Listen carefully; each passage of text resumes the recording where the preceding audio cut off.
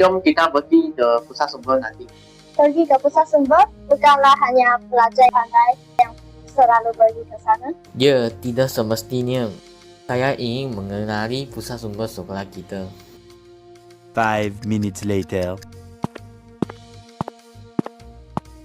Lihat, itu pusat sumber sekolah kita. Oh, jom kita masuk.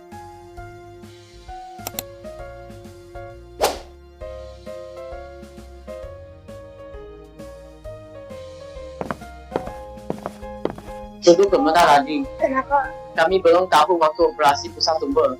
Macam mana ni? Hai, saya pengawas pusat sumber. Apakah yang boleh saya bantu?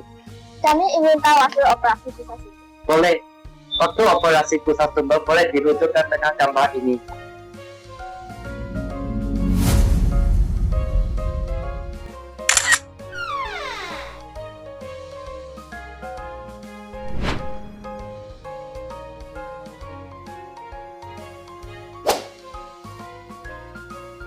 Selamat datang ke pusat sumber sekolah. Apabila masuk, kamu perlu mengisi nama, khas, jantina, dan tujuan lawatan.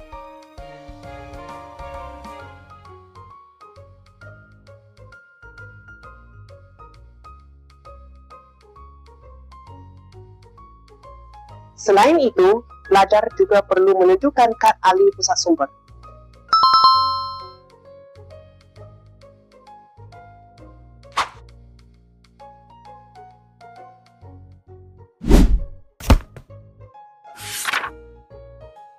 Wah, buku ini sangat menarik. Saya ingin meminjam buku tersebut.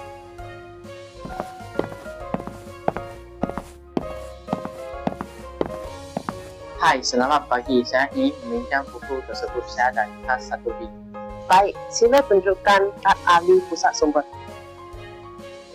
Buku dengan kertas merah boleh dipinjam selama 3 hari dan maksimum 1 buku.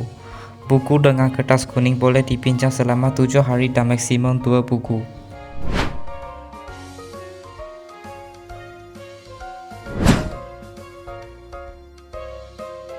Saya ingin memula buku ini. Saya dari kelas 1B. Baik, terima kasih. Pelajar yang lewat memulangkan buku akan dikenakan denda.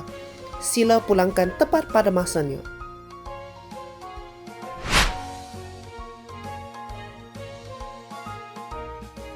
Bahan bacaan di pusat sumber dibahagikan kepada 2 kategori, yaitu fiction dan bukan fiction. Buku-buku tersebut juga dikategorikan kepada 3 bahasa, yaitu bahasa Cina, Melayu, dan Inggeris.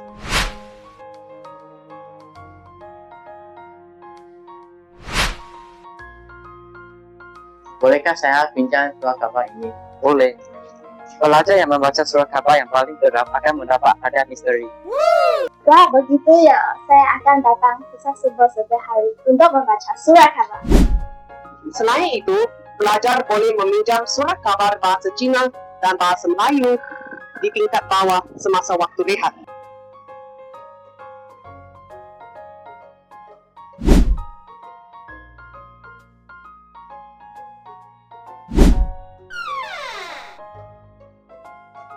Pelajar tidak dibenarkan untuk membawa makanan atau minuman ke dalam pusat sumber. Sila tinggalkan di rak ruang.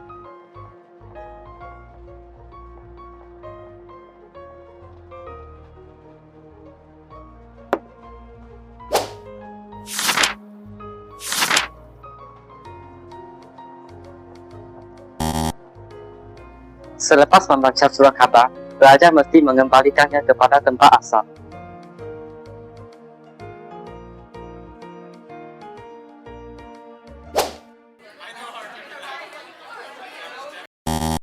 Pelajar dilarang membuat bising di dalam pusat sumber.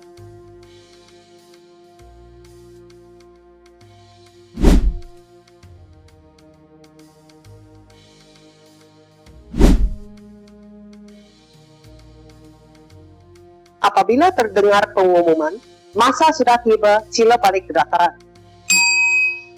Para pelajar perlu pulang ke dataran, dan ini bermakna pusat sumber telah ditutup. Masa sudah tiba, kita perlu keluar sekarang. Baiklah. Apabila keluar, Jika ada buku dipinjam, sila pastikan buku telah dicek oleh pengawas.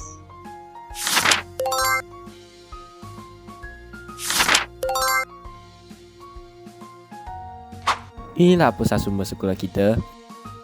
Jom datang ke pusat sumber. Sekian, terima kasih.